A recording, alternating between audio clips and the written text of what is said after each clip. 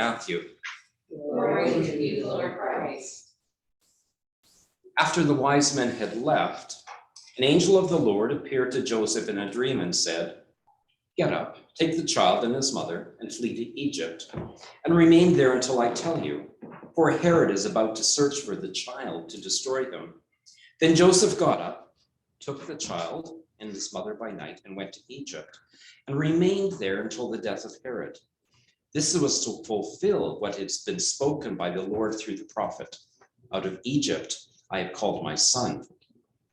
When Herod died, an angel of the Lord suddenly appeared in a dream to Joseph in Egypt and said, "Get up, take the child and his mother, and go to the land of Israel, for those who were seeking the child's life are dead."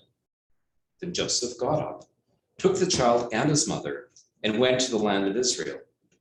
But when he heard that Archelaus was ruling over Judea in place of his father Herod, he was afraid to go there. And after being warned in a dream, he went away to the district of Galilee. There he made his home in a town called Nazareth, so that what had been spoken through the prophets might be fulfilled. He will be called a Nazarene. The gospel of the Lord. Praise to you, Lord Christ.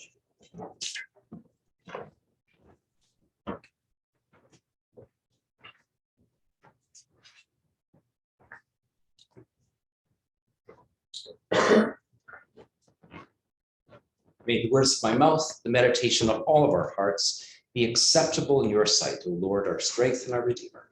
Amen. Thank you. You may be seated.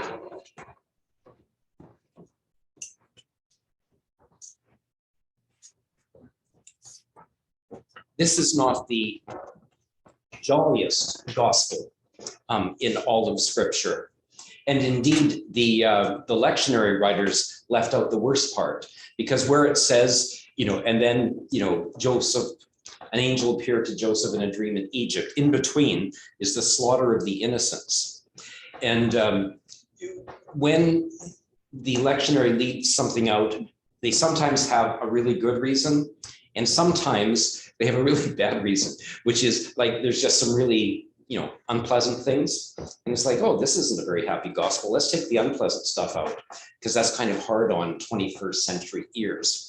And they'll often do that with the psalm. There'll be a lovely psalm, and they'll leave out the verse, and oh Lord, oh, that they would dash your children's heads against a rock, right? Let's leave that one out. Actually, in this case, I think they left out the slaughter of the innocents, because there is the feast of the slaughter of the innocents, which happened, I think, on the 26th or 27th. It's coming. So it turns out that maybe there's a good reason for leaving out the nasty bits. But this gospel, it begins by the Holy Family being a refugee into Egypt. And Lord knows that Irenaeus said that one of the glories, the miracles of the incarnation, is that everything that the Son of God touched as a human, he hallowed. The Son of God suckled at a woman's breast, and thereby hallowed nursing forever. He learned how to be a carpenter from his father, and hallowed, playing around his dad's feet in the shop forever after. Well, so also the Son of God here hallows every refugee, because the Holy Family were themselves refugees and fled into the land of Egypt. And then the whole slaughter of the innocents. There's a reference in Josephus, a contemporary historian, who's talking about the history of Herod and the history of the Jews. And he talks about how, just a little bit of history. So you've got Herod and the Romans over here. You've got Alexander the Great and his empire over here. In between, for a brief period, the Jews had their own kingdom under the Maccabees, and they became known as the Hasmonean kings, the descendants thereof. And then the Jews invited the Romans in for some help, which is never a good idea. It's sort of like what the Hawaiians found out: if you invite the Americans to set up a naval base in Pearl Harbor, bad things happen. So the Jews invited the Romans in, bad things happened, and it ended up that Herod ended up becoming the king. And the Hasmoneans, the native Jewish kingdom that briefly flourished, ceased flourishing. And Herod had all of the male descendants of the Hasmoneans killed. This was a historical detail I found out while reading the sermon. So Herod taking out all the 2-year-olds in Bethlehem because there might be somebody claiming to be a descendant of David is totally consistent with what the historical record says about Herod. And then it says Joseph was going to go back to Judea. Remember, family came from Bethlehem. But he was warned that Archelaus, who was Herod's son or nephew, had become king. Well, also in Josephus, there's a reference to Archelaus, where people were sort of lobbying the new guy, right? So he said, we want our taxes down, and they were pushing him, and there was a riot. So Archelaus called in the Romans, 3,000 people were slaughtered. So Joseph would have heard about all this. He says, this isn't a really good time to go back to Jerusalem or Bethlehem, which is really a suburb of Jerusalem. So he heads to Nazareth. And then the gospel writer, Matthew, quotes scripture and says, he shall be called a Nazarene, thereby fulfilling this prophecy that because he ended up in Nazareth. Now, Matthew is very well schooled in the scriptures. Of all the gospel writers, he's the one who's always quoting back to the Old Testament, and he knows his stuff. He knows his Bible inside out. So Matthew has got to know that this is either the worst exegesis of scripture ever, because the verse he's referring to, he shall be called a Nazarite. And a Nazarite was kind of like a monk who would take a vow in the Old Testament and would not cut his hair. And John the Baptist was very much in this tradition as a Nazarite. So Nazarite has nothing to do with Nazareth. And Matthew is smart enough and a good enough student of scripture to know that.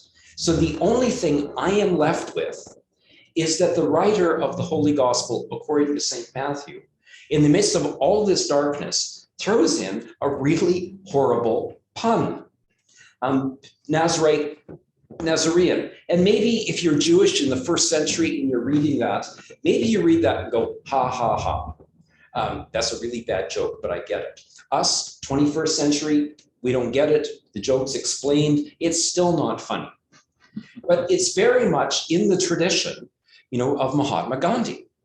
And of course, Mahatma Gandhi, in his protest against British colonialism, was known to walk barefoot across India in protest, not even wearing sandals. And one can imagine what happened to his feet. And he lived a very simple life, a very simple diet, and was known actually to have rather unfortunate effect upon his breath.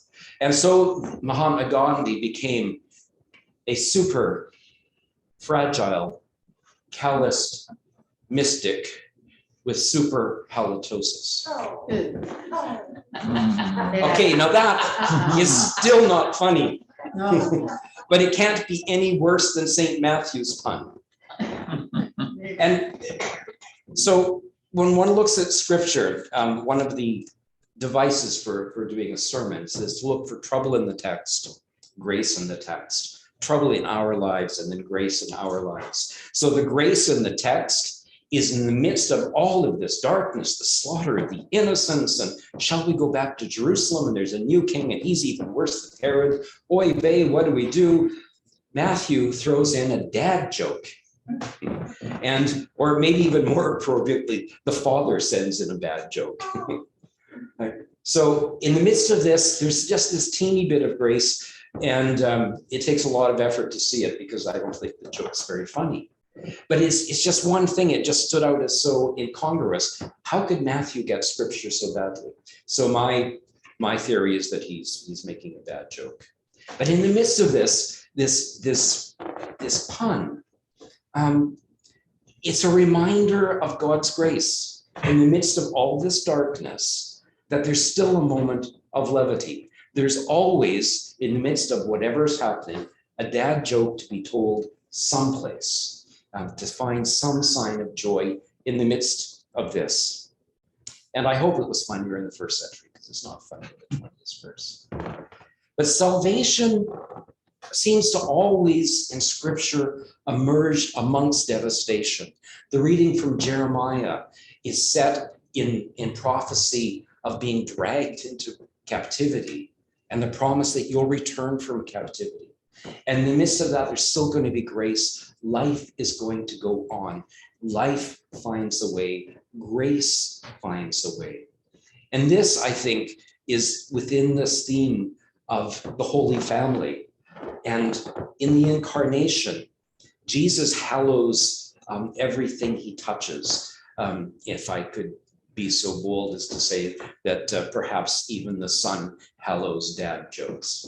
But I think that's going a little too far. And it is totally appropriate in this season, even in the midst of this darkness, in the midst of what should be, the jolly ho, ho, ho of the 12 days. We find darkness.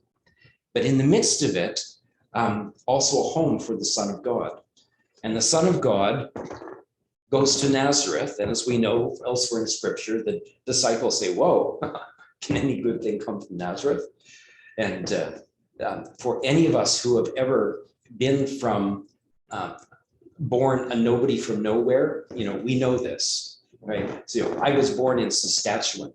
And in the United States, it's hard enough to get folks to be able to pronounce it, let alone explain geography to them. Well, it's just north of North Dakota, because I am a nobody from nowhere.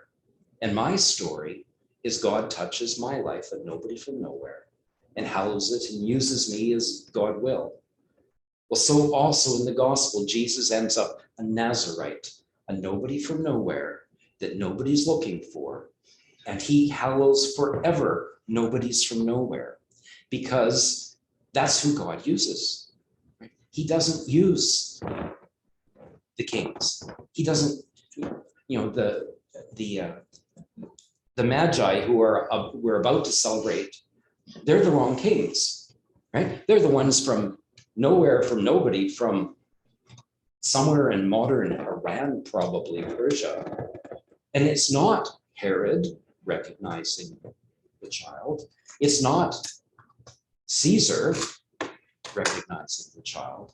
It's the wrong kings from nowhere recognizing this nobody as the coming king. And that is the theme of the gospel, is that we are all nobodies from nowhere, most of us, most of the time, right? Could be a few princes and princesses hiding around, skulking in the corners that I'm not noticing, but no fanfares of trumpets of anyone coming into church this morning, right? We're all nobodies from nowhere.